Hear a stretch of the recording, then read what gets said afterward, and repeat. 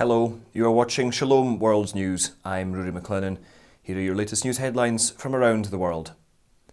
Caritas Australia and CAFOD, the official aid agency for the Catholic Church in England and Wales, have announced their Lenten appeals. Caritas Australia has launched Project Compassion 2021 to, quote, end the injustice of poverty. The project seeks to provide opportunities for Christians to show compassion through material and spiritual giving. Inspired by St. Oscar Romero, Caritas Australia urges all Australians to be more in helping vulnerable communities around the world. The organisation will present stories from Bangladesh, the Solomon Islands, Tanzania and Indonesia during the 6 weeks of Lent.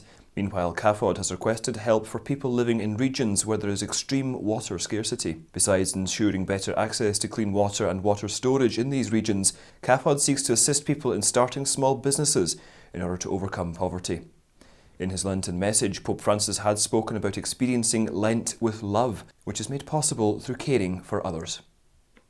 Paul Givan, a member of the Democratic Unionist Party in Northern Ireland, has introduced a new bill with the aim of prohibiting abortions in cases of non-lethal fetal anomalies.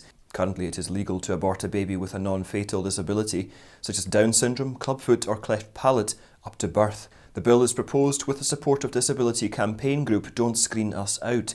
In a press release, Givan states, the current law tells those with disabilities that they are worth less than other people. Their contribution is less valuable, their lives less important, less full. It invites us to view those with disabilities as less deserving of the protection of the law. The idea that Down syndrome is some huge problem that should be addressed by abortion is chilling. Archbishop Samuel Aquila of Denver, Colorado, has encouraged the faithful in his diocese to be part of a 54-day rosary novena for renewal, beginning Ash Wednesday and ending on Divine Mercy Sunday. In his Lenten note, Archbishop Aquila invited all Catholics to consider 3 practices which would enable them to become an apostolic people, grounded in the teachings of Christ and the Church. As well as prayer and fasting, the Archbishop lists reading the Gospels and forming the conscience in its light as 2 other ways to prepare for Easter. He also urges the faithful to offer their own prayers, mortifications and holy hours for an outpouring of the Holy Spirit so that the Church may boldly preach the Gospel.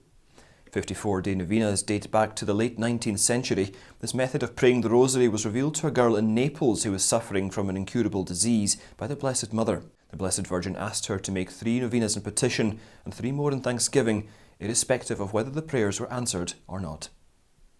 21 Coptic martyrs killed in Libya 6 years ago received the greatest gift a Christian can receive, and they are saints of all Christian denominations and traditions. So said Pope Francis during an online event hosted by the Coptic Orthodox Diocese of London on Friday, February the 12th. Coptic Orthodox Pope Tawadros II and the Primate of the Anglican Communion, Archbishop Justin Welby, also joined the online event. Pope Francis recalled how the martyrs were ordinary men who worked hard to take care of their families.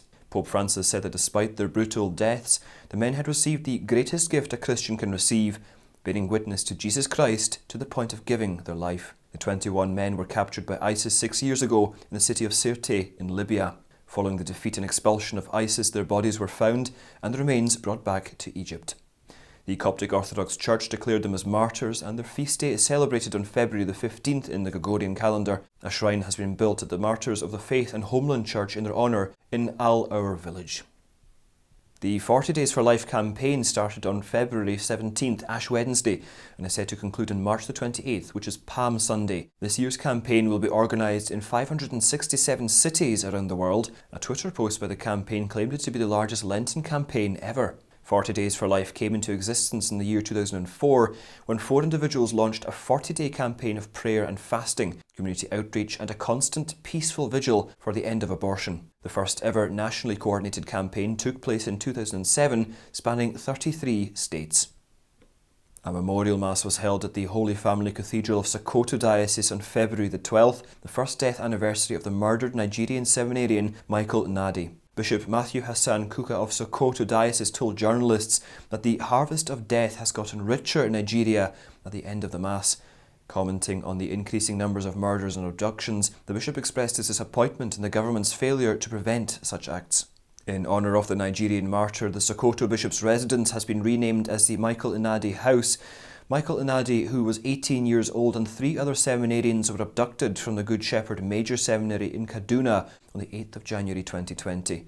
While the other 3 seminarians were released, Mr. Nnadi's body was found 20 days after his abduction. Finally, the Catholic bishops of England and Wales have expressed their distress at the UK government's Do Not Resuscitate order for people with learning disabilities during the second wave of the COVID-19 pandemic. In a statement released on Tuesday, February the 16th, Bishop Richard Moth, chair of the Bishops' Conference Department for Social Justice, conveyed his worry at the government's discrimination against people with learning disabilities. He said that the bishops were, quote, distressed to learn this weekend of reports that people with learning disabilities have been given do not attempt cardiopulmonary resuscitation or DNA CPR orders during the second wave of the COVID-19 pandemic. Continuing, he said, our worthless humans should never be determined by the status of our mental health or capacity. And those are your headlines for now. There will be more later on in the week, but for now, God bless you and Shalom.